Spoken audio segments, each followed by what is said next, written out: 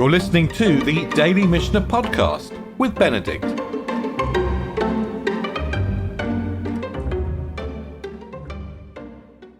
So we're in the third chapter of Bava Batra. We're going to establish title over land, not through documents. We assume after 3 years the documents have been lost, or maybe people aren't careful to keep documents for 3 years. So we're going to establish title by occupancy. And of course, we need to demonstrate that we've occupied for 3 years. So we are going to need to bring witnesses. We'll need to bring witnesses to testify that we've occupied for 3 years. And the Mishnah doesn't say very much about the evidence. The question that interests the writer of the Mishnah, or the editor of the Mishnah, Rabbi Yehuda Hanassi, and we've seen before, of course, that sometimes he fails to comment on very obvious things, but spends time on edge cases. The issue that interests Rabbi Yehuda Hanassi is, what if the witnesses were false? In other words, and we can understand, there could be a strong commercial rationale here. If someone wants to make a financial claim, establish ownership of a piece of land, well, it might be very convenient to bring witnesses to testify that he's been in possession for 3 years. Title is precious, land is precious. And in order to understand this Mishnah, we just need to go back to, we need a pasuk, we need a verse. And we're going to go back to Devarim, to Deuteronomy. We're in chapter 19. Yakum eid chamas be'ish la'anot bo sarah. Someone appears against someone else to testify maliciously. Someone gives malicious testimony, and the Torah rules, va'asitem lo kasher zamam la'asot la'achiv. You do to him, i.e. to the false witness, you do to him what he schemed to do to his brother. And again, as we've seen, running right the way through Bava Batra, we're in a situation where litigation is social. It is not anonymous in the way that litigation is sometimes carried out today let's say in the courts in Britain or the US. We do to him as he schemed to do to his brother. There's a social relationship here. So let's jump into the Mishnah now. So 2 people testify that he ate from it for 3 years. That is to say, he farmed this land for 3 years. He ate the crop for 3 years, i.e. he's got 3-year presumption of title. Nimtza'u zomamim. They were found to be false witnesses. Remember, the verse says, kasher zamam la'asot la'achi, as he schemed to do to his brother. The word for scheming, or the root, is zamam. And false witnesses are called edim zomamim, scheming witnesses. So these witnesses are found to be scheming. Perhaps they've been bribed with the value of the land. They've been bribed, perhaps with the value of the land, to give evidence that such and such a person had occupied it for 3 years and he had not. And what are we going to do? Mishalmim lo et hakol. They must pay everything. In other words, these 2 witnesses are liable for the whole of the cost of the field, the whole of the value of the field, because that is the value of the financial claim that they were trying to get away with, or trying to assist someone in getting away with. That's the first part of the Mishnah. And so far, so clear. We have 2 scheming witnesses. Clearly, they have to pay. They're going to pay the value of the land. But now let's just broaden out this edge case. We need to give testimony over 3 years. What about if we have different pairs of witnesses? Shnayim barishona, shnayim vashniya, shnayim bashlishit. 2 give evidence for his residence in the first year. 2 give evidence for his use of the land in the second year, and 2 for the third. So we got 3 pairs of witnesses.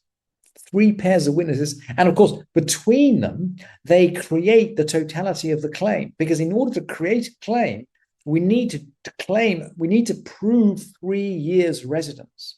In other words, any one of these 3 pairs of witnesses would have been of no value at all on their own. It's the combination of the 3 that makes them valuable. And the Mishnah rules, Mishalmim Beinehem. They pay between them, i.e., they are jointly liable for the cost of this field, but they only pay a third each.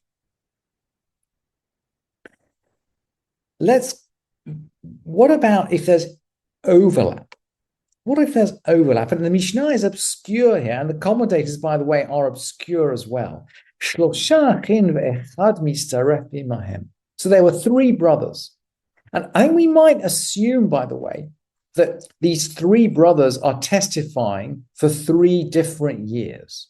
Because otherwise, the rest of the Mishnah doesn't make sense. And of course, the number 3 is running through all these Mishnayot. So there are 3 brothers. Why do we need one to join with them? Because 3 brothers are related. We can't accept the testimony of 3 brothers. So we assume that someone else is going to join them. And I suppose there could be many combinations, but the combination that jumps to mind is that one brother gives evidence for 1 year with the stranger, the second brother for the second year with the stranger, the third brother for the third year with the stranger. And that's a nice way of explaining the words of the Mishnah, Shlosha Achin ve'echad mitztaref imahem. 3 brothers and 1 person joining into them. So you end up with 3 pairs of evidence, 3 pairs of witnesses, 3 testimonies. But the Mishnah rules this is not 3 testimonies. Harei elu shalosh eduyot v'hein edut achat. They are 3 testimonies, but they create 1 testimony. They create 1 testimony. And I think the sense of the Mishnah is that the 3 brothers essentially are liable for half the cost of the field. And the one that was included in each one of them is liable for 3/6. So just as in a situation where there were 6 witnesses, each one will be liable for 1/6 of the cost. In this situation, we've got 4 witnesses, but we don't split it 4 ways.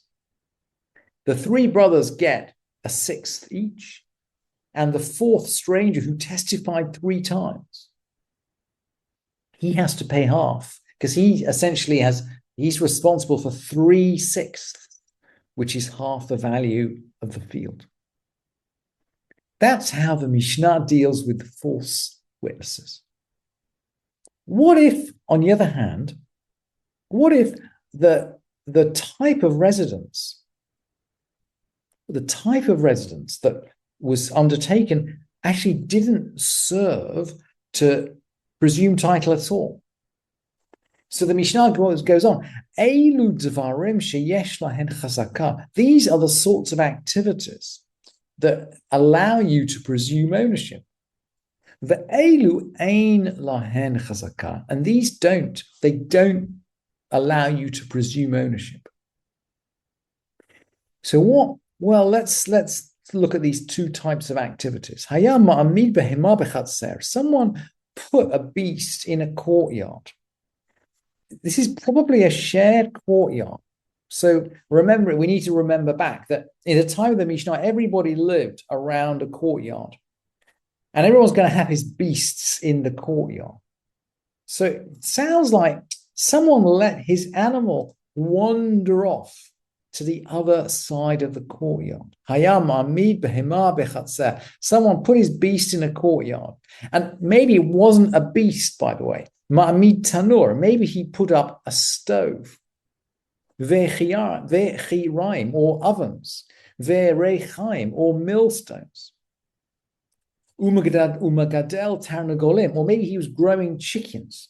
And these are all activities that we could imagine in a shared courtyard spilling over from one person's heart to another person's heart. And let's keep going. And he added rubbish out in the courtyard. And the Mishnah rules, Eina chazaka. It doesn't establish a presumption.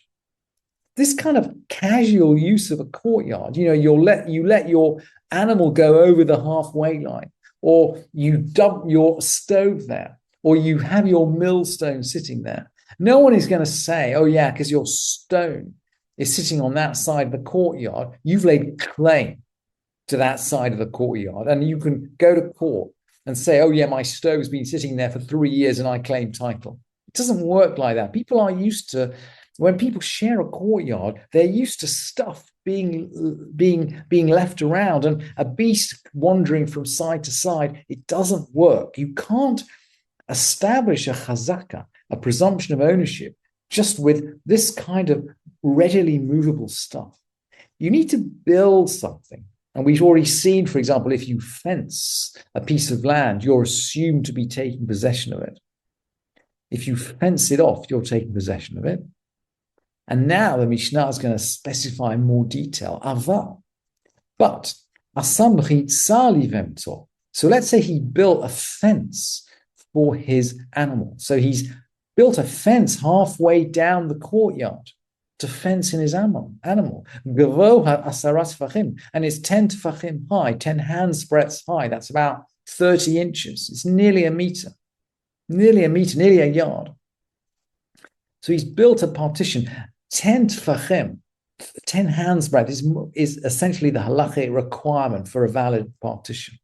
V'chein latanur, and similarly, he built a partition for his oven. V'chein la'kiraim, or for his oven, or for his millstones. Or maybe he actually brought chickens inside a house. So the chickens are inhabiting the house.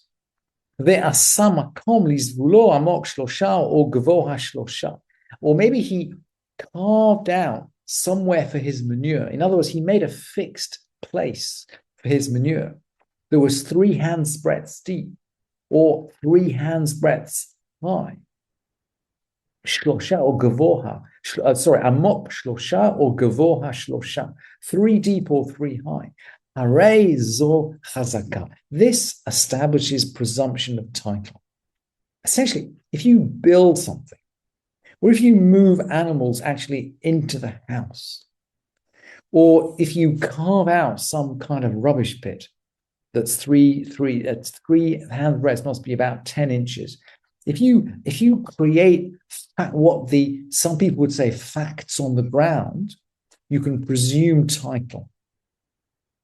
This is all in the context of shared courtyard. And of course, the presumption is that no one would accept that without protest. In other words, the real owner, if there's another owner for this part of the courtyard, the owner is of course going to protest if he's built a partition, or if he's partitioned round his oven, or if he's moved chickens into the house, or if he's carved out a space for his dung. So we're not saying that the simple act of creating a fact on the ground creates title, but the assumption is that if you do this for 3 years and there's no objection, the assumption is that the other party has agreed to your title over that part of that piece of land. Thank you for listening to this edition of the Daily Mishnah Podcast with Benedict.